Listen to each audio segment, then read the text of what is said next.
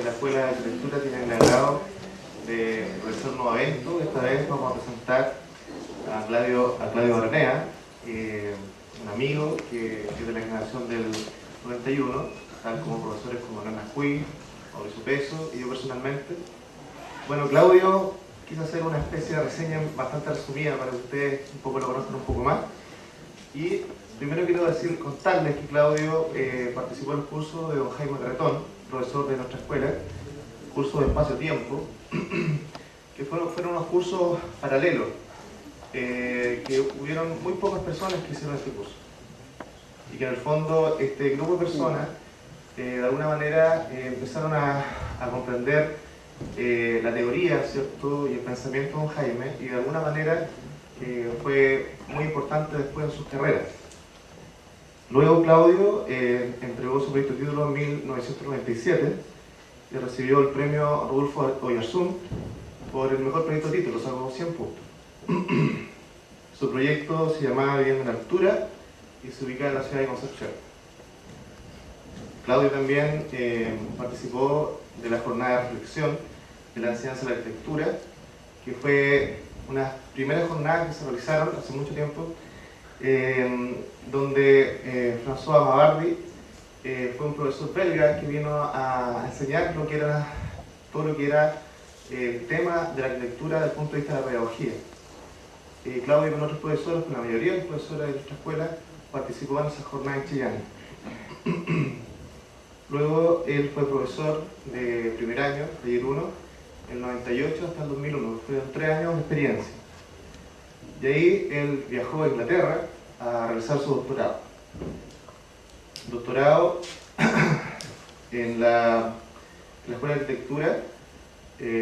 Su tesis, el nombre de la tesis de este doctorado es Desinformación en la era de la información, el tamaño del bloque americano como anacronismo urbano.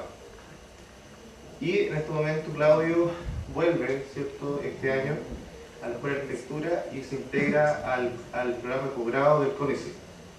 Así que, sin más, lo dejo con él y un aplauso a Claudio.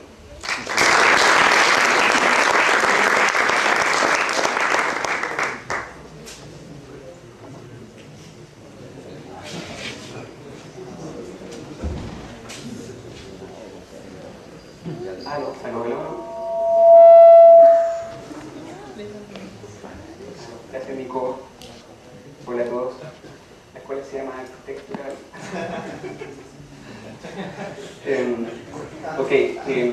Quisiera dar buenas tardes a todos los presentes, autoridades, profesores y alumnos, sobre todo. De hace tiempo conocí a Nicolás, que me fui de esta escuela a realizar el doctorado, y como todos los que en este tipo de empresas se han embarcado saben, es una empresa no fácil, digamos.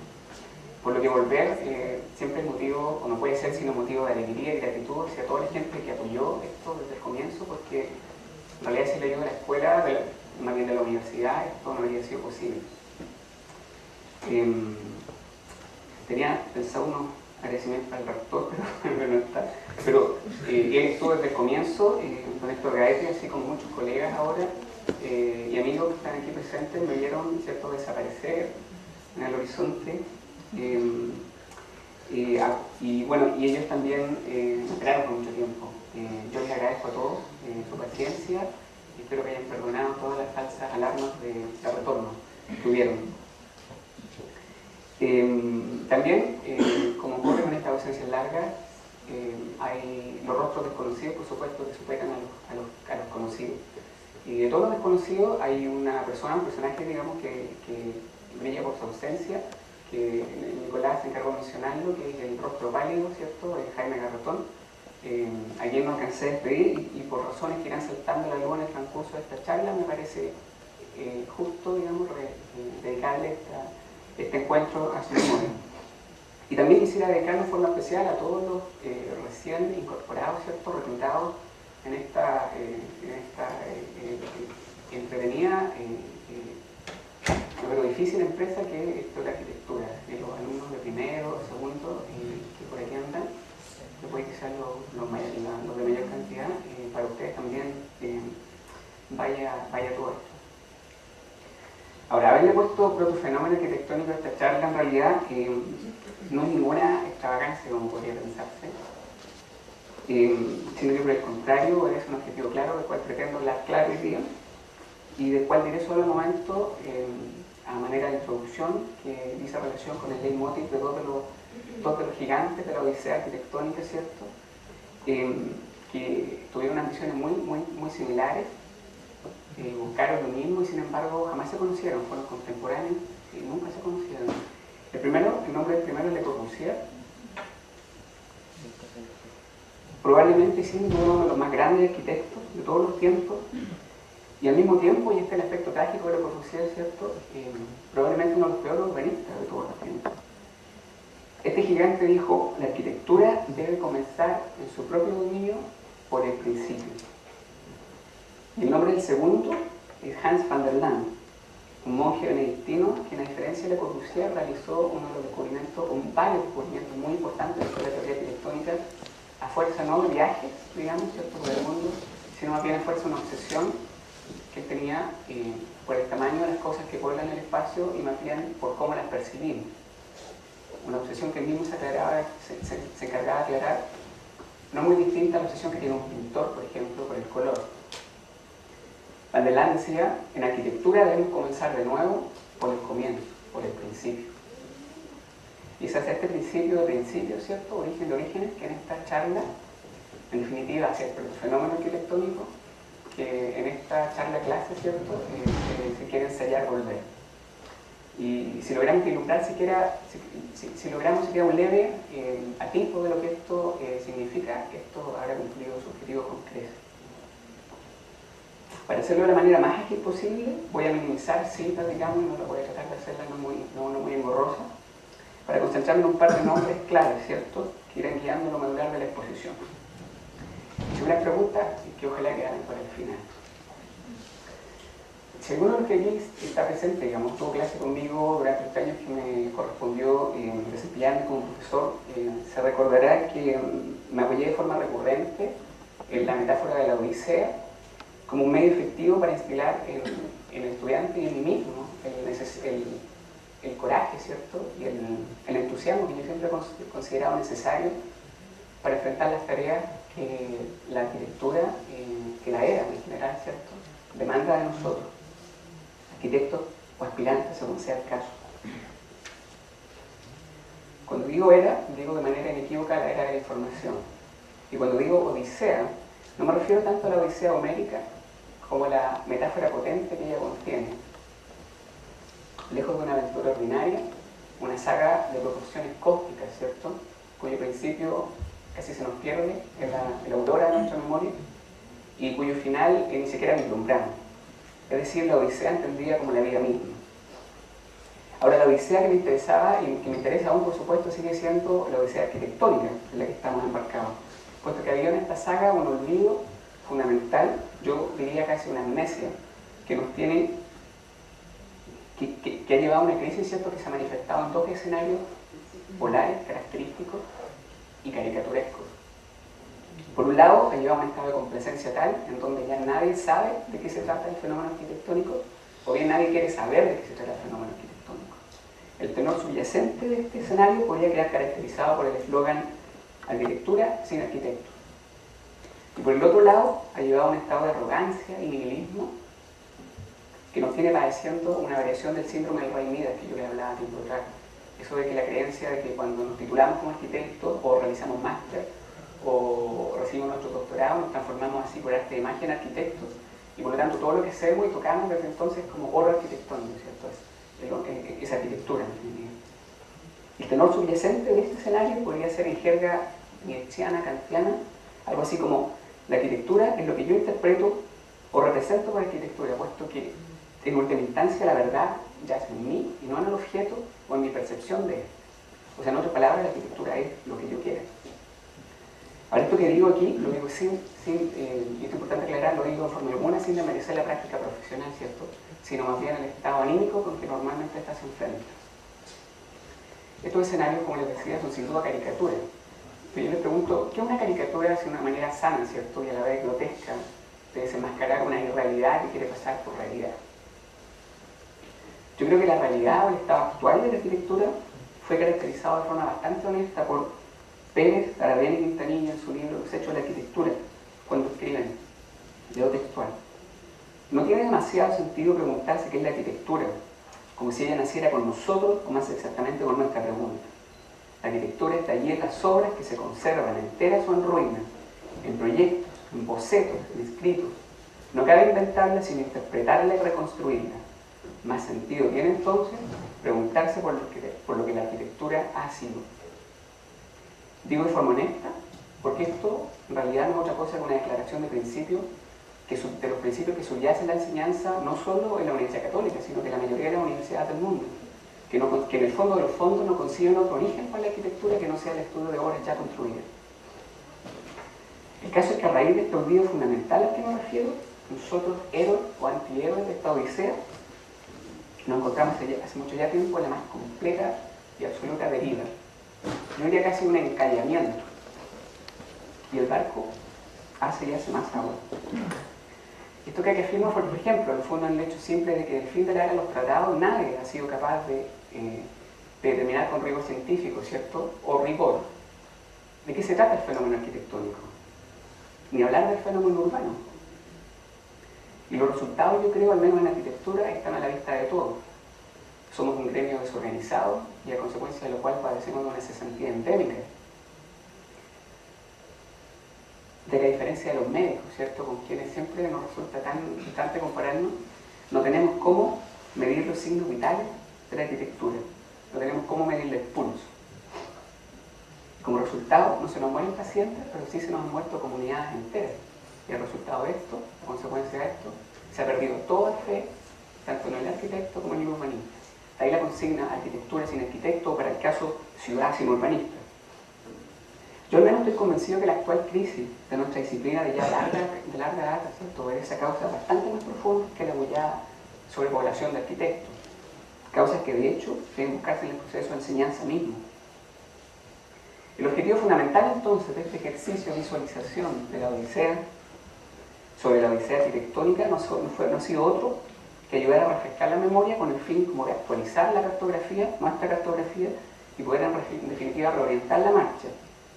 Quizá, en el mejor de los casos, volver a divisar ciertas costas arquitectónicas. Con el fin, entonces, de otorgar el rigor necesario a esto que perseguimos, y poder entender de manera más profunda lo que aquí se entiende, yo les propongo que nos concentremos por un instante en otra saga épica, ¿cierto?, que informaba en gran medida lo que conocemos como civilización de Occidente, a la que nos guste o no pertenecemos, y de la cual en definitiva uno no puede desentenderse, porque de ella, de buen término de ella, depende la redención de una de las posiciones humanas más apreciadas, más atesoradas del iluminismo, que es la razón y el intelecto, considerado aún hoy en día la cúspide de la evolución humana. La saga que me refiero no es otra que la odisea científica, saga que algunos de nosotros estudiamos con Jaime Ratón, como bien mencionaba Nicolás, por espacio de 2 años, y de la cual quisiera, desde una perspectiva revisada, hacer un breve resumen. Interesarse por esta gran saga y llevarla a remontarse en el curso histórico hasta ese momento en que Aristóteles hace su aparición en escena y el verdadero terremoto cultural que su aparición significó el terremoto cultural significó para el estado de evolución cognitivo humano hasta entonces, ¿cierto?, que desde un punto de vista actual no puede sino caracterizarse como una cosmogonía supersticiosa. Es decir, que hasta ese entonces la sociedad aún estaba regida y dirigida por esas entidades que suponemos Platón conoció y que llamó ideas,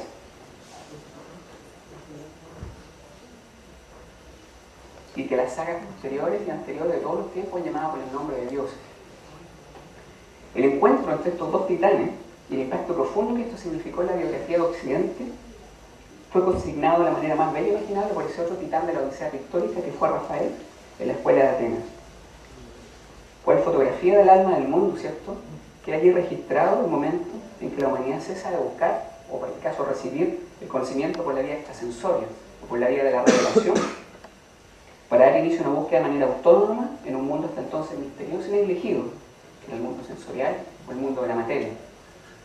Surge entonces un fortalecimiento de la voluntad para adquirir conocimiento por la vía sensoria, por la vía de la experiencia. Esto representa, más o menos, calza, no en tiempo, sino que no tiene los hechos lo que en una perspectiva hindú budista, ¿cierto?, se conoce como con el advenimiento del Kali Yuga, esa era oscura en donde de acuerdo a esto se está lo más lejos que pueda estarse de Dios o del mundo espiritual. La tarea de Aristóteles entonces no fue otra que generar el impulso para fomentar el cultivo sistemático de una facultad entonces muy oscura y que en ese tiempo, digamos, no había pasado a ser puro esoterismo, a saber, la capacidad de pensar intelectivamente. Ahora bien, esta suerte de caída, ¿cierto?, necesaria en la materia, caída que habría que entender como una pérdida de puntos de vista, ¿cierto?, como un empobrecimiento cognitivo, ha sido amortiguada a través del tiempo por una serie de personajes que trataron de frenar esta caída no fuera tan brusca, ¿cierto?, y que muchas veces, por supuesto, pagaron con su vida por el intento, como es el caso célebre de Giordano Bruno. Y a pesar de todos los esfuerzos, el reinado de la ciencia como portadora del estandarte del conocimiento humano se transformó así sin más en una tiranía, en una dictadura. La dictadura de la ciencia por sobre el arte y la religión, o la espiritualidad, si se quiere, los otros dos pilares fundamentales del sistema social cultural. Y así pasamos del dogma de la revelación al dogma de la razón, a creer ciegamente que el intelecto y la ciencia, a que esta de origen, resolverá todos los problemas humanos. Y este es de hecho el dogma sobre el cual ha sido predicado el que se conoce ahora y que ha sido llamado el nuevo orden, ¿cierto? Este neocapitalismo global con las consecuencias que todos conocemos desde la Primera Guerra Mundial. Dicho de otro modo, la ciencia física, con Darwin de santo patrono, se transformó en la religión de hoy, al extremo de que mientras todas las culturas preiluministas le atribuían al origen del universo una especie de gran sacrificio, hoy día se nos dice, ¿cierto?, el universo comienza, ¿cierto?, un gran bang. Ahora, habría que apuntar a lo importante, que la intervención de esta tiranía de la ciencia física no ocurre tanto a causa de una suerte de conspiración en contra de otros modos de saber, independientemente de que esta conspiración pueda existir, sino como el casi total fracaso, ¿cierto?, de los héroes de la odisea arquitectónica por desarrollar una ciencia capaz de recuperar los puntos de vista que se perdieron, ¿cierto?, que fueron sacrificados en pos del desarrollo del intelecto, ¿cierto?, de la razón. El lenguaje actual, por el fracaso de la ciencia en inaugurar lo que Husserl llamó fenomenología de la conciencia y lo que Hegel llamó fenomenología del espíritu.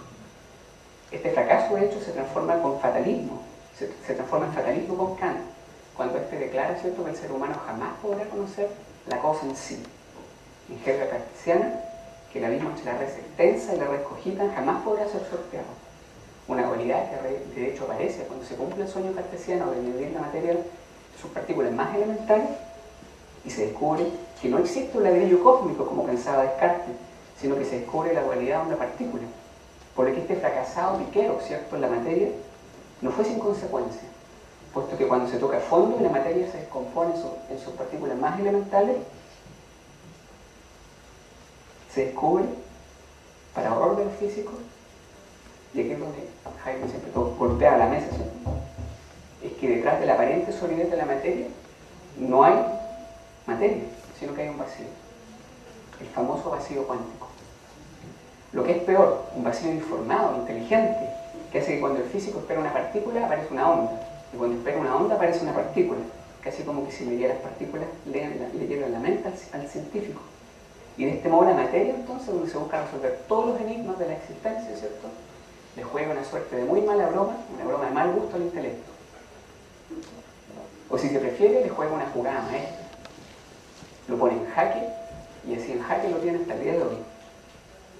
Ante este fracaso de la física, entonces, pasan a tomar liderazgo las ciencias del mundo vivo. La búsqueda se centra ahora en el reencuentro entre lo que la física tuvo necesariamente, por necesidad, que separar el sujeto y el objeto, es decir, en el conocer mismo. Y el resultado de este nuevo impulso geometódico, sin duda, fueron ciencias nuevas. Florecen las ciencias de la información y la comunicación, se acaba el monopolio de los físicos, reaparecen los psicólogos, los biólogos, los matemáticos y hasta los urbanistas. Y si la física estuvo detrás de la revolución industrial, del mismo modo, estas nuevas ciencias estuvieron detrás de lo que se viene a conocer como la segunda revolución industrial, la revolución digital. Entonces, para resumir lo que hasta ahora se ha dicho, la cibernética representa, a mi juicio, el caso más ilustrativo, puesto que encarna, de acuerdo a los principios postulados, ¿cierto?, por su fundador, los ideales más elevados que estas nuevas ciencias aspiran. Veamos. En la introducción a su cibernética, Norbert Wiener escribe lo siguiente, quisiera leer textual. En la medida en que la entropía aumenta, el universo y todos los sistemas cerrados en él tienden naturalmente a decaer y a desorganizarse, a moverse desde el estado menos probable, el arte por ejemplo, al estado más probable, la materia inerte, desde un estado de organización y diferenciación en el cual distinciones y formas existen, a un estado de caos y homogeneidad. Pero mientras el universo como un todo tiende a decaer, existen nichos cuya dirección es opuesta a la del universo y en los cuales existe la tendencia temporal ilimitada al incremento de organización. La vida, nos dice Wiener, encuentra su hogar en algunos de estos enclaves. Y es con esta visión fundamental que la nueva ciencia de la cibernética se funda. En otro pasaje leemos: cuando comparo un organismo vivo con una máquina, no quiero decir ni por un segundo que los procesos físicos, químicos y espirituales, como normalmente los conocemos, son los mismos que ocurren en las máquinas que los imitan. Solo quiero decir que ambos constituyen ejemplos de procesos negentrópicos locales. Y no dejando ninguna duda, lugar a ninguna duda, Wiener sentencia que la información es información, no materia ni energía, y que ningún materialismo que nos admita esto puede sobrevivir hoy en día. ¿Qué nos dice Wiener con esto? Nos dice que la cibernética se funda en la vida y de hecho que la información y la comunicación es una suprarrealidad. Y lo extraño es que sí todo, la cibernética cae en descrédito. ¿Por qué cae en descrédito la cibernética? Porque fue juzgada por los resultados inmediatos y evidentes que arrojó, y no por el impulso que puso en marcha. Es decir, por toda la parafernalia digital que el estudio de estos enclaves de vida acarreó, ¿cierto? Como un efecto colateral, y no por nada la tecnología ha sido caracterizada por los mismos científicos de la hija bastarda de la ciencia. El caso es que para cuando algunos volvieron a preguntarse, ¿cierto?, qué pasó con esta provisoria ciencia, ya estaban todos mirando tele. Entonces les propongo que cambiemos, ¿cierto?, el canal y veamos qué pasó con el impulso cibernético después. Ocurre que la cibernética, tal como la física, se basó inicialmente en la observación y posterior replicación semientorpe y mecánica de sistemas vivos. Desde este punto de vista, entonces, se puede decir que la cibernética en su estado primigenio fue una especie de física del mundo vivo, no muy distinta a la física del mundo inerte, metodológicamente. En este estado entonces hay un universo del cual la cibernética, tal como la física antes, aún no estaba dando cuenta. Porque la física se ocupa del reino mineral, y la cibernética y la teoría de sistemas se pasan a ocupar fundamentalmente del reino animal, y son en segunda instancia en análisis comparativos con el reino humano, podríamos llamar. Y de hecho, el subtítulo de este libro, ¿cierto?, es el control y la comunicación en animales y máquinas. Faltaba entonces inaugurar una ciencia que era pendiente, que se ocupara de forma exclusiva de lo que Juan Borges llamó el reino humanal, ¿cierto?, alegóricamente. Y con este fin, que de la cibernética entonces se desprende una rama especial que se pasó a llamar con el nombre cibernética de segundo orden, que se ocupó de lo que hasta entonces, a excepción, solo que la filosofía se había ocupado, que es el conocer mismo. Y de aquí se inaugura con posterioridad las ciencias de la mente y el conocimiento en general, donde nuestro compatriota Francisco Varela jugó un rol tan importante. Con todo y a pesar de los inmensos aportes, ¿cierto?, de esta nueva ciencia, ocurre que en la práctica la cibernética y la ciencia llegaron al mismo punto donde la filosofía ya había llegado tiempo atrás, con figuras como Novalis, Fichte, Brentano, Husserl y muy especialmente con Goethe, quien en realidad es el eslabón perdido de la fenomenología, quienes ya habían puesto un toque de cautela ante el pesimismo kantiano de afirmar de que todo lo que percibimos, todo, es una comunicación que presupone la existencia de un órgano acorde a la naturaleza del fenómeno observado, y que por lo tanto no podemos emitir juicio alguno sobre algo que desconocemos por completo hasta no poder confirmar su existencia o su inexistencia por la vía de la experiencia, la importancia, ¿cierto?, del nuevo impulso fenomenológico. Porque veamos nuevamente, la cibernética de primer orden se ocupó de la observación, caracterización y replicación de sistemas observados. La cibernética de segundo orden, entonces, pasa a ocuparse de lo que la anterior había dejado fuera, que es la observación de sistemas observantes, o puesto de otra manera, la observación de observaciones o pensamientos de uno mismo, en el fondo, ¿cierto? Y esto nos deja en el mismo estado que nos dejó y aún nos deja la fenomenología, es decir, con la ciencia, con la fenomenología de la conciencia o del espíritu en estado de anteproyecto. Nos deja golpeando a las puertas, ¿cierto?, de la conciencia, las que no se han abierto ni para los físicos ni para los biólogos. Permanecemos entonces ante la conciencia todavía todos nosotros aquí, como permanece un ciego frente al color, o como permanece un sordo frente a un sonido. Por lo que se podría decir con justa razón de que falta inaugurar una ciencia nueva, una ciencia pendiente, llamémosla aquí cibernética de tercer orden, ¿cierto?, que dé cuenta y se encuentre a la altura de lo que se persigue. Porque aquí hay algo que esta vez se le escapa a la cibernética de segundo orden. ¿Y qué se le va a la cibernética de segundo orden? La respuesta a esta pregunta, ¿cierto?, no la puedo dar otro que el inaugurador de esta nueva ciencia. Su nombre fue Rudolf Steiner, que la bautizó con el nombre bastante más apropiado, diría yo, de antroposofía, o conocimiento, sabiduría del ser humano, del hombre, que refiriéndose a ella en su tesis doctoral describía: la fortaleza de esta nueva ciencia se halla precisamente en que ella lleva a cabo lo que muchos espíritus orientados a lo práctico se jactan de no haber realizado nunca, a saber, el pensar sobre el pensar. La primera observación que hacemos entonces acerca del pensar es que este elemento inobservado en nuestra vida espiritual corriente. Y dice Steiner: quien observa el pensamiento vive durante la observación y de un modo inmediato dentro de la esencia de una actividad espiritual que se sostiene por sí misma. A la cibernética de segundo orden, entonces, que se preocupa de la observación de pensamiento, se le escapa el estudio del pensar en sí, como una actividad autónoma, autorreferente y observable. Además está decir, ¿cierto?, que esto ya, la incumbencia, de que esto sobrepasa la incumbencia puramente docta, porque el caso es que si las profecías de los siguientes profetas, ¿cierto?, se cumplen, y el intelecto y las máquinas pasan efectivamente a reemplazar el intelecto, ¿cierto?, a nuestro intelecto, como en la cadena de producción de pensamiento, como ya fuimos reemplazados, ¿cierto?, en la cadena de producción de objetos con las máquinas antes. La pregunta que aquí cabe es la siguiente: ¿qué nos queda a nosotros como seres humanos, ¿cierto?, si las máquinas nos superan, nos alcanzan? Y yo aquí creo que no habría que engañarse, porque todo indica que estas cosas van a cumplirse. O sea, las máquinas nos juegan por todas partes, literalmente, ¿cierto? Y se miniaturizan. Y se miniaturizan y se miniaturizan hasta que de repente, ¡pum!, desaparecen. No la tenemos. Esta es la encrucijada, entonces, que nos plantea la era de la información. O nos contentamos con saber que el mundo físico está condenado a perecer tarde o temprano por el efecto despiadado de la entropía, sino antes por el efecto del nihilismo, ¿cierto?, al que esta cosmogonía conlleva, escenario entre el cual la Matrix ciertamente ofrece una alternativa bastante tentadora, ¿no?, para evitar los padecimientos de una existencia encarnada.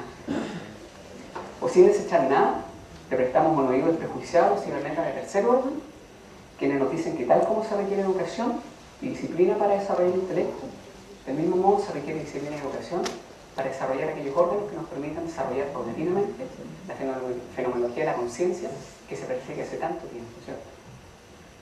Ahora, lo bonito de esto, en un sentido actual y profundo, creo yo, es que esto se nos aparece como la verdadera educación superior, ¿cierto? Hoy día llamamos a la universidad la educación superior. Yo creo que por aquí va esto de la educación superior. Una educación que nosotros nos podemos dar a nosotros mismos si así lo queremos. Y de hecho las matrículas de estas escuelas están abiertas hace tiempo. Y las condiciones de ingreso no son ni millones de pesos, ni buenas notas, ni siquiera buenas notas, sino que más bien un corazón sano, la voluntad férrea y una buena dosis de paciencia. Esto es lo que nos dicen los profesores, ¿cierto?, los pioneros de estas escuelas, de esta cibernética del tercer orden. Es decir, está al alcance de cualquiera. Ahora, muchos o algunos dirán que esto es pura ficción. Y sin embargo, las más descabelladas ficciones de antaño ya se han tornado palpables realidades. La ficción hombre-animal gatilló la revolución industrial. La ficción máquina-hombre gatilló la segunda. Preguntémonos ahora, desde un punto de vista arquitectónico urbano, ¿qué construyeron estas ficciones una vez que se materializaron como hechos sociales? Por un lado, hicieron posible el advenimiento de la comunicación indirecta, toda la parafernalia digital, lo que a su vez completó el sistema comunicacional. Y esto a su vez, vía el capitalismo y neocapitalismo, gatilló el nacimiento de las ciudades industriales y tecnológicas. Es decir, que las ficciones hombre-animal y hombre-máquina declaran, ¿cierto?, inauguran el periodo urbano y artístico por excelencia, en cuyo seno se engendró lo que Jaime Garretón llamó no ciudades. En definitiva, estas ficciones decretaron la bancarrota del conocimiento urbano. Entretengamos por un segundo entonces, y con igual entusiasmo, la ficción goetheana, hombre semidios, ¿cierto? O la spineriana, hombre espíritu, la garretoniana, hombre luz, o como ustedes quieran llamarlo. La última vez que esto ocurrió, y el hombre, ¿cierto?, y una sociedad urbana vio, cuando veía, ¿cierto?, ciudadanos caminando por la calle, no veía esta dualidad cuerpo-mente, ¿cierto?, sino que veía la trinidad cuerpo-mente y neuma. Florecieron la ciudad y el arte griego. Y como todos sabemos, si hay algo que caracterizó al pueblo griego, fue su reverencia por la ciudad y por la comunicación cara a cara. La apoteosis de lo cual, ¿cierto?, la encontramos en el ciudadano Sócrates, quien en el Fedro de Platón le atribuía todo su conocimiento al no haber dejado nunca los muros de la ciudad, al no haber ido nunca al campo, ¿cierto? Se puede entender como eso. Y de hecho, lo curioso es que este Fedro es el único diálogo en donde encontramos a Sócrates fuera de la ciudad. Habiendo entonces vislumbrado los logros efectivos y potenciales de la ciencia, ¿cierto?, los invito a que nos reembarquemos de vuelta a la odisea arquitectónica. Mi primera pregunta sería, ¿cómo llegó la ciencia a ocupar el sitial privilegiado que hoy ocupa? La autoridad que tiene, autoridad y privilegio, del cual ciertamente no gozan el arte ni la espiritualidad. La respuesta es simple. La ciencia llegó donde llegó a fuerza de un cultivo sistemático por el respeto y reverencia al conocimiento y al método científico. Un método caracterizado con belleza insuperable, creo yo, por este maestro medieval que era Bernardo de Chartres, quien atribuía su visión y conocimiento al haber caminado sobre hombros de gigantes, como él decía. Es decir, al haberse hecho parte de la odisea científica y de la artística y de la espiritual, porque los maestros de esta época eran así. En suma, la ciencia enseña entonces, nos enseña a todos, que la subsistencia de todo sistema percibido, depende de la conservación de su autonomía. Solo entonces puede entrar a interactuar con otro sistema sin poner en riesgo su propia existencia. La segunda pregunta que yo haría sería la siguiente. Si el método inductivo intelectivo fue el legado más importante de la ciencia pre-revolución cuántica, ¿cuál sería el legado más importante de las nuevas ciencias post-revolución cuántica? Yo diría que el legado más importante de estas ciencias nuevas, más que todas las máquinas que nos cuelgan por todas partes, es un método nuevo que presupone el desarrollo de una facultad humana latente pero en amplio desuso, adormecida, y que permite estudiar el mundo por lo que el mundo es y no por lo que nosotros creemos que es o queramos que sea. Es decir, un método que barre con toda la especulación intelectual o pasional. Este método fue el método que Goethe llamó empirismo sutil o delicado y Husserl llamó fenomenología. Y las facultades que presupone son el desarrollo de la ecuanimidad y la empatía, también conocida con el nombre de compasión. Y de aquí se desprende un hecho importante que quisiera aclarar y discrepo con lo que Jorge de la Cruz dice en su tesis sobre el concepto de acto de Bosch. Él dice que la fenomenología no es más que otra muletilla de los arquitectos. No, o yo diría que no. El método de observación fenomenológica no es una filosofía de moda, sino que es más bien una facultad humana en desuso, y de hecho la facultad de base para el futuro desarrollo de esta ciencia joven, ¿cierto?, de la estética, y así como también de una vida meditativa moderna, si lo queremos. De cara a las lecciones de la odisea científica, yo al menos no puedo encontrar o pensar en un caso más contrastante que el caso de la odisea arquitectónica, la que lejos de caracterizarse por su reverencia hacia el conocimiento arquitectónico o por su autorreferencia, más bien bajo el lema de la interdisciplinariedad, fomenta abiertamente la entropía del sistema arquitectónico. Y esta es, creo yo, la lección más importante que podemos extraer de la odisea científica, que para salir del encallamiento en que nos encontramos nosotros, arquitectos y urbanistas, lo que necesitamos para empezar no es ni ciencia ni tecnología, como muchos creen, sino que lo que necesitamos de forma urgente es más que nada una actitud científica. Es decir, una voluntad por superar nuestras propias pequeñeces y comenzar a cultivar de forma sistemática y resoluta el respeto y la reverencia por todo aquello que implique y que conlleve a la perpetuación del conocimiento arquitectural, del pensar arquitectural. Porque ojo que Borges hablaba del pensar arquitectural. Ahora bien, una cosa fácil es aceptar, ¿cierto?, que para la perpetuación del fenómeno arquitectónico necesitamos autorreferencia o reverencia por el conocimiento arquitectónico. Pero otra muy distinta es saber dónde buscarlo, por dónde empezar. Y en este punto es el mismo Juan Borges que nos tira un salvavidas cuando nos dice, al menos nos dice dónde no hay que buscarlo. Querido Borges, voy a leer esto. Un acto propiamente arquitectónico, denominaría así el acto original, no dispone de algo ya dado en la naturaleza. No está en tal situación el físico, pues el fenómeno se le presenta ya dado en la naturaleza. Y sigue.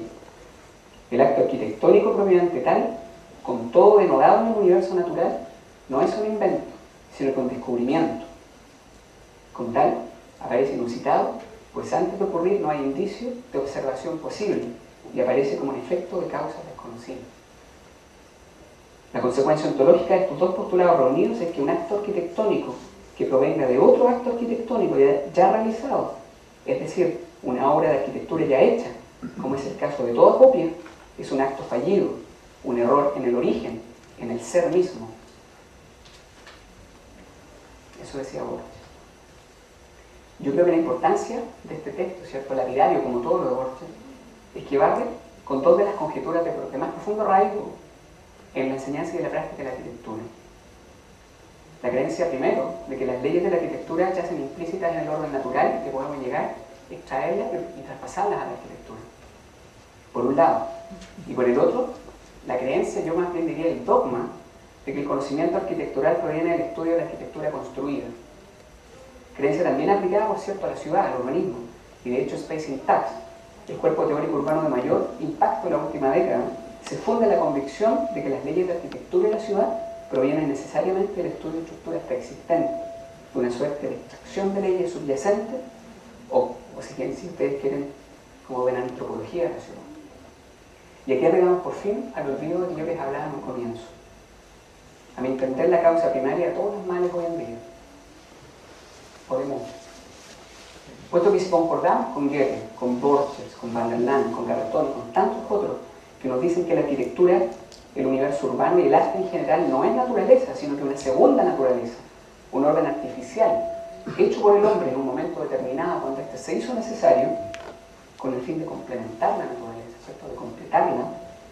Si convenimos en todo esto, no cabe sino preguntar, ¿qué estructuras estudiaron los protoarquitectos y los protourbanistas cuando antes no había ninguna de dónde sacar leyes?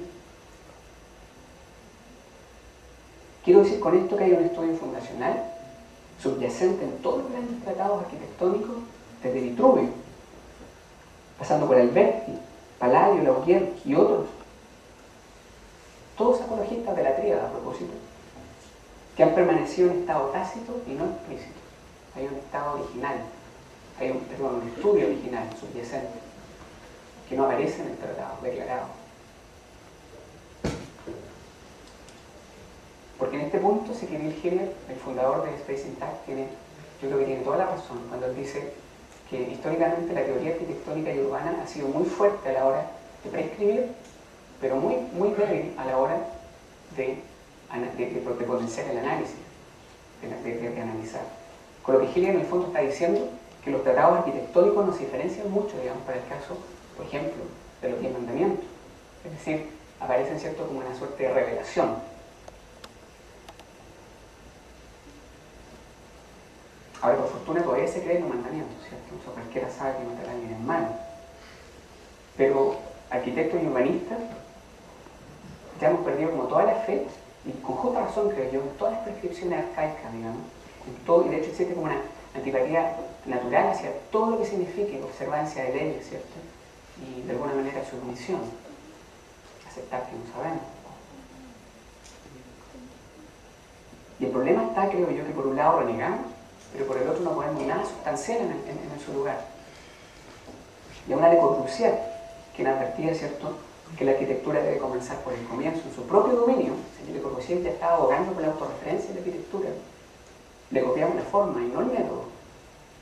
Y así finalmente se ha llegado a afirmar que preguntar por los orígenes del fenómeno arquitectónico está obsoleto, que no vale la pena, que no es necesario. Yo argumentaría que no es la pregunta lo que está obsoleto, sino más bien la manera de preguntar. En una era donde todo fue reducido, todo ha sido reducido a procesos cognitivos y no a materia, la pregunta que cabe ya no es qué es arquitectura, sino más bien para quién es la arquitectura. De este modo transformamos el objeto en fenómeno y todas las preguntas fundamentales se transforman. Respondamos entonces de una vez la pregunta que les había formulado arriba. ¿Qué estudiaron entonces los protoarquitectos y los protourbanistas para dar inicio, ¿cierto? Para dar a luz, para empezar a construir, ¿cierto? Imaginemos en ese momento donde antes no había arquitectura y llega el momento en que se construye. ¿Qué estructura estudiaron los protoarquitectos y los protourbanistas si no había ninguna antes? Es la paradoja. La respuesta no puede ser otra, creo yo, que la estructura humana. Por poner un ejemplo conocido, ¿cierto? O desde un punto de vista actual, el sistema humano. Una respuesta, yo diría, a la vez ingenua y profunda, que contiene en estado de germen todo lo que se necesita, creo yo, para reorientar la marcha.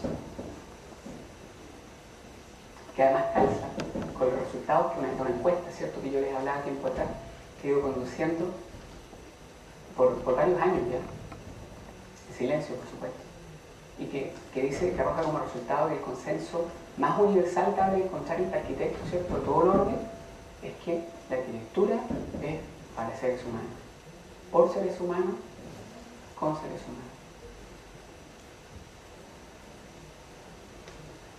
Dicho de manera más exacta, entonces, el origen del pensar y el conocimiento arquitectónico yacen en el estudio de lo que en mi tesis doctoral llamé el cliente o el habitante arquetípico.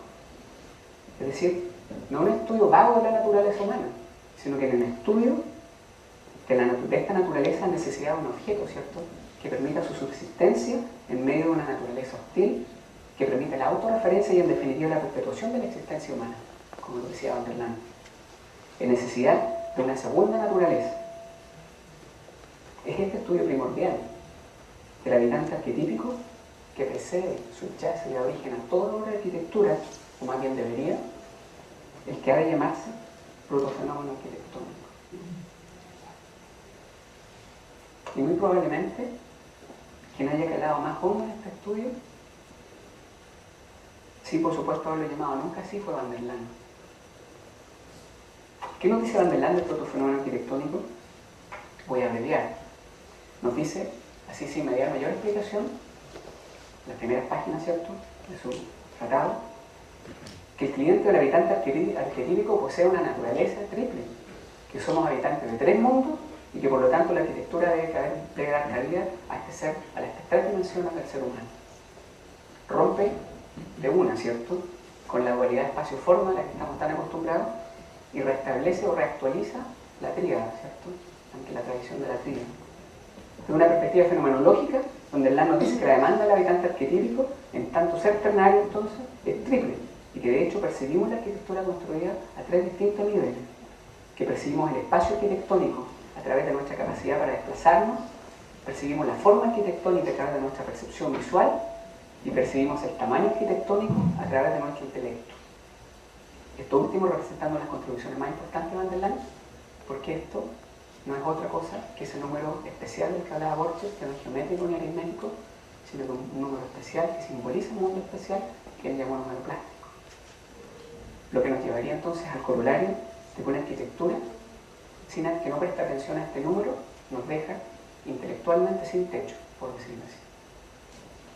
Van der Laan se pregunta entonces por la naturaleza del protofenómeno. Se responde que es triple y sobre esto construye todo su cuerpo teórico. Cuerpo teórico por lo demás bastante sólido. El desafío aquí para nosotros es o aceptamos nuevamente la revelación, ¿cierto?, en este caso wanderiana, de que el habitante arquetípico es un ser de naturaleza ternaria, ¿cierto?, o nos ponemos a trabajar por cuenta propia en verificar que estos datos son correctos, empezar a escarbar en ponerlo todo en duda, transformar los axiomas en preguntas y, en definitiva, a escarbar detrás del tratado. Borges proponía como punto de partida aceptar con humildad y entereza de que en realidad nosotros arquitectos, estudiantes, sabemos poco o nada de la arquitectura y desde allí empezar a caminar. Y en una nota personal, si me la permiten, yo hice el ejercicio hace ya bastante tiempo y de los descubrimientos que han ido teniendo lugar desde entonces hay uno que por su pertenencia quisiera compartir un día con usted y que dice relación con el estudio del estudiante arquetípico, el estudio que yo me dediqué en las jornadas sobre enseñanza, que es de las que hablaba Nicolás tiempo atrás, para que vean que sirvieron de mucho esas jornadas.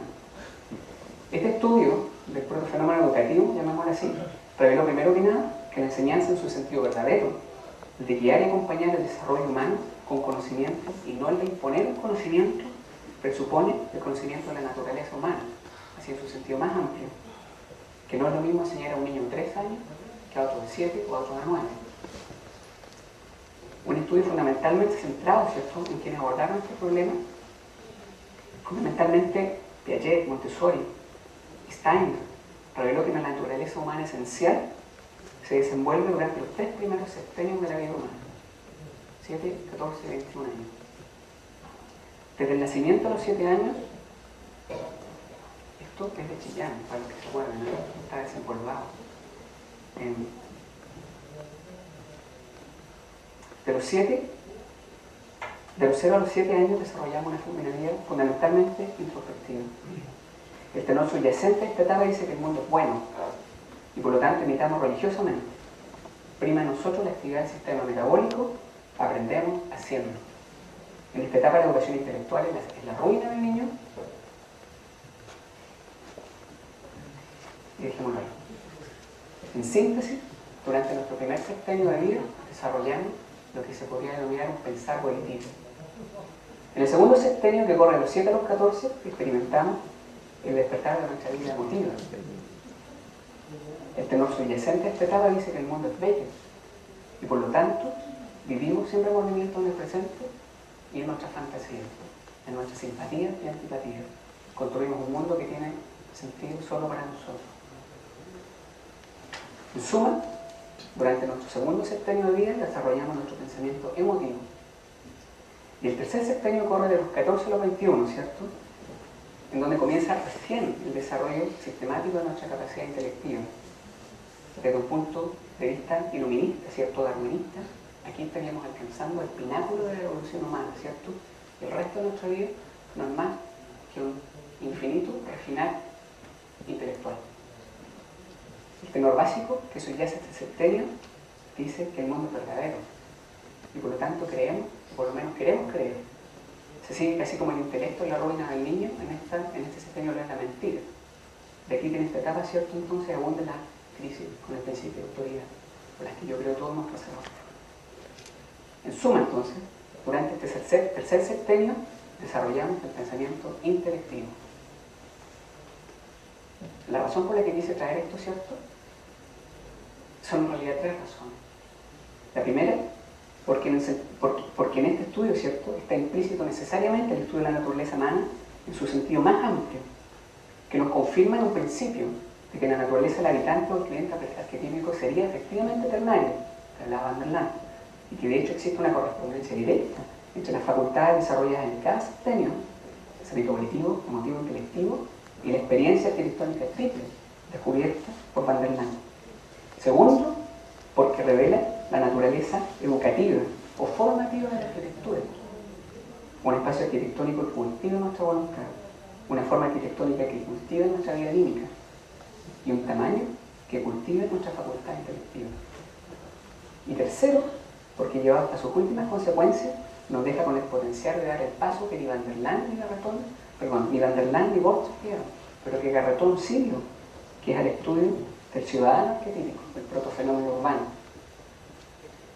Porque el mismo olvido que tuvo lugar en la odisea arquitectónica también tuvo lugar en la odisea urbana, con claridad expresado, ¿cierto?, en esta teoría del spacing tax, que no atribuye o que no concibe otro origen para la ciudad que no sea el estudio de estructuras ya existentes, de ciudades ya existentes. Y tal como la arquitectura Hegel olvida que en el universo rural y el urbano han existido desde siempre y en algún momento, ¿cierto?, hubieron de ser construidos, La pregunta que aquí cabe es la siguiente. Si la ciudad no siempre ha existido, ¿qué estudiaron los protourbanistas para crear las primeras ciudades? La respuesta no es otra que el protofenómeno urbano. El ser humano esta vez no es necesidad de arquitectura, sino que necesidad de otros seres humanos. En palabras mundanas, entonces, la comunicación cara a cara. Yo creo que este es el estudio que apuntaba Jaime Garrotón cuando decía que el centro de la ciudad ya no son las plazas, sino que somos nosotros, ¿cierto? El alfa y omega de todos los procesos cognitivos en la ciudad. Volviendo entonces, la gran misión de Van der Laan fue no darse plena cuenta de que el tamaño del objeto arquitectónico no tiene uno, sino que tiene un doble impacto sobre nuestra experiencia. No solo afecta cómo percibimos el objeto, sino que además afecta la percepción que tenemos de otros en el objeto. Lo primero conduce al estudio que tradicionalmente se conoce con el nombre de proporciones, y lo segundo, un estudio de una dimensión que el antropólogo Edward Hall llamó tentativamente proxemia, pero que desde una perspectiva estrictamente urbana vamos a llamar urbanismo. El arte no de construir edificios, sino que de construir comunidades y sociedades a través de edificios o por medio de edificios.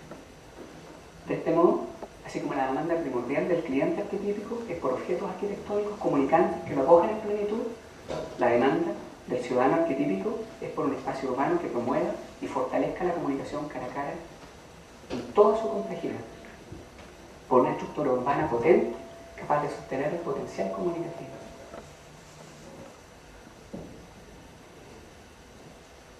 Ahora, tomando en cuenta que el fenómeno arquitectónico es un proceso comunicativo, ¿cierto?, persona-objeto, y el protofenómeno urbano, persona-persona, o comunicación cara a cara, desde un punto de vista cognitivo, yo creo que cabría esta pregunta. ¿Cuál es la diferencia entre el protofenómeno arquitectónico y el urbano? ¿Qué órgano en nosotros posibilita la percepción de otros seres humanos? O puesto de otro modo, ¿qué facultad en nosotros cultiva el hecho de percibir a otra persona? Para responder a esta pregunta crucial, volvamos rápidamente al estudio del estudiante arquetípico, porque hay algo que nos falta para cerrar. Porque existe una facultad que ya se anuncia en el tercer sexenio, ¿cierto?, de vida, pero cuya plenitud, digamos, de advenimiento pleno no ocurre hasta ya más cerca de los 20 años, que de hecho es uno de los hechos más enigmáticos de la vida humana, que ha sido detectado por muchos, pero comprendido por muy pocos. Me refiero al advenimiento del así llamado yo, conocido también en la psicología, en el psicoanálisis como ego. Para focalizar, veamos el contexto entonces que propone la educación Waldorf-Steiner. De acuerdo a Steiner, nosotros seres humanos poseemos 12 sentidos, organizables en 3 grupos de 4. El primer grupo está compuesto por sentidos vinculados a la voluntad. Son el tacto, el sentido de la vida, el sentido del movimiento y el sentido del balance. El segundo, por sentidos vinculados al aspecto emotivo, que serían el olfato, el gusto, la visión y el sentido del calor o la temperatura. Y el tercer grupo son los sentidos vinculados a nuestra vida intelectiva, que serían el sentido de la audición, el sentido del lenguaje, el sentido del pensamiento o concepto y finalmente el sentido del yo o el ego. Y este sentido del yo o del ego también no tuvo ningún titubeo, ¿cierto?, en caracterizarlo de puramente espiritual, ¿cierto?, de acuerdo al descubrimiento de la cibernética tercer orden de la que hablamos. Y las implicancias de esta nueva suerte de antropología son sin duda insospechadas, pero aquí quisiera limitarme a contar un par de hechos que me parecen importantes.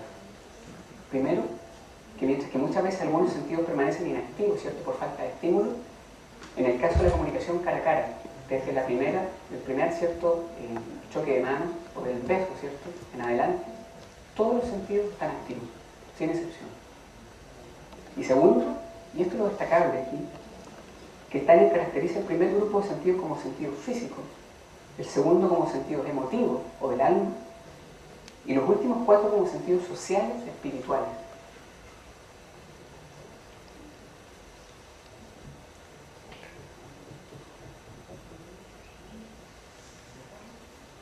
Es decir, que desde el punto de vista, ¿cierto?, de la cibernética de tercer orden, este acto vulgar, llamado comunicación cara a cara, un acto que ciertamente, y yo creo, debe arrancar entre los más mundanos de la existencia humana, ¿cierto?, termina siendo en última instancia un fenómeno del más alto orden. Porque comunicación cara a cara creo que también se podría llamar con toda justicia comunicación de yo a yo. Quien quiere hacerse una importancia de lo que esto tiene, yo creo que no tiene más que ir a estudiar los casos de aquellas personas que no han estado jamás en contacto con otras personas y ver los resultados. Ahora, la consecuencia fantástica, ¿cierto? Y a la vez terrible de todo esto, como ya lo había advertido Spengler, es que el progreso en el conocimiento urbano que inevitablemente amarrado al progreso en el conocimiento del yo humano. Y puesto que el estudio fenomenológico no especulativo del yo presupone el cultivo activo de la cibernética de tercer orden, yo quisiera invitar por lo pronto a que aceptemos que el urbanismo, ¿cierto? Como decía Borges, no sabemos mucho, no con un fin nihilista, sino con un fin más bien noble, de promover el cultivo, reverencia, ¿cierto?, por el conocimiento urbano, y de este modo poder hacernos también parte de la odisea urbana, otra gran odisea. En definitiva, entonces, el desafío que yo planteo es enfrentar con coraje el estudio fenomenológico contemplativo del habitante arquetípico y del ciudadano arquetípico. Lo que no es otra cosa que invitarlo a conocerse a ustedes mismos por lo que son, ¿cierto? No por lo que nos dicen que son, como decía Wiener, conocerse a ustedes mismos como enclave de vida, como enclave negentrópico. Es más, los invito a fundar una especie de centro, ¿cierto?, laboratorio para el cultivo del pensar urbano arquitectónico, con el fin de salvaguardar la subsistencia de nuestra disciplina. Si es que vamos a atender las lecciones de la ciencia, por supuesto. Yo creo que quien logra imaginar el impacto que pueden tener los resultados aplicados de un estudio acabado del habitante y un ciudadano arquetípico, creo que pone frente a su conciencia las verdaderas ciudades de la era de la información. Ciudades majestuosas, por cierto, de las que las nuestras, que no pasan de ser mega establos para animales superiores, o tecnopolios, no ciudades para hombres máquinas, no son más que un feo y triste remedio. Y yo creo que al menos con esto nos aseguramos de superar esa obsesión fútil, creo yo, por el estado del arte actual, ¿cierto? Por el estado del arte posible, por el estado del arte construible, para pasar a preocuparnos de lo que verdaderamente importa, que es el arte necesario, el arte que necesitamos. Es decir, para pasar a dictar el estado del arte. De alguna manera, a esto obedece el haber puesto estos retratos en esta conferencia, ¿cierto? Como una manera de hacer patente que detrás de todos estos impulsos y todas estas ideas siempre hay voluntad, ¿cierto? Siempre hay personas. Y que no está más, y la cosa no está más que en canalizar esta voluntad, tomar la decisión y empezar a caminar, ¿cierto? Podríamos ser nosotros, digamos, en esa suerte de serie de retrato. ¿Por qué no? Con lo que quiero decir en el fondo, y para terminar, es que este prospecto, al menos a mí me parece tremendamente alentador, lejos de pesimista, tremendamente alentador, puesto que nos hace originales, o nos permite hacernos originales en el sentido verdadero de la palabra, en el sentido gaudiano, de volver al origen. Y este es el origen, el principio, ¿cierto?, del que Le Corbusier y Van der Laan nos invitaban a partir del comienzo, y es al que yo los invito hoy día, ¿cierto?, a comenzar también. Y sin más que declarar hoy en día, quisiera dar por cerrada esta charla. Gracias.